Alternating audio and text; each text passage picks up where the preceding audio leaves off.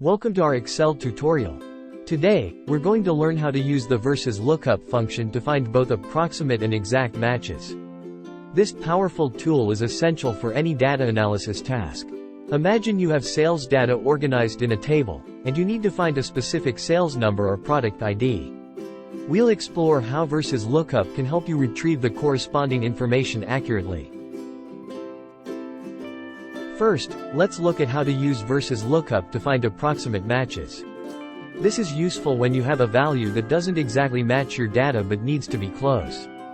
To find an approximate match, you would use a formula like this. Equals VLOOKUP, F2, C1 laughing face 6, 2, true. This formula will search for the value in cell F2 within the range C1 laughing face 6 and return the discount value from the second column. Before using the VLOOKUP function for approximate matches, ensure that your data range is sorted in ascending order. This is crucial for the function to work correctly and avoid N/A errors. Now, let's see how to use versus lookup for exact matches.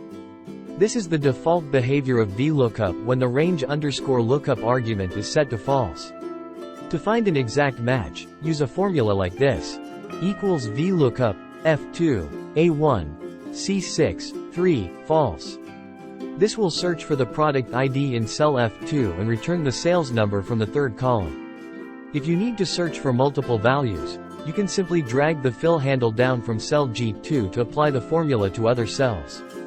Remember, the range_lookup argument in versus lookup determines whether you're searching for an exact match, false or 0, or an approximate match, true or 1.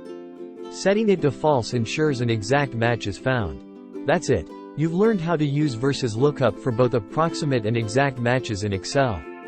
These techniques will streamline your data retrieval process and ensure accuracy in your results. Thank you for watching, and don't forget to practice these methods to enhance your Excel skills. For more Excel tips and tricks, be sure to subscribe to our channel.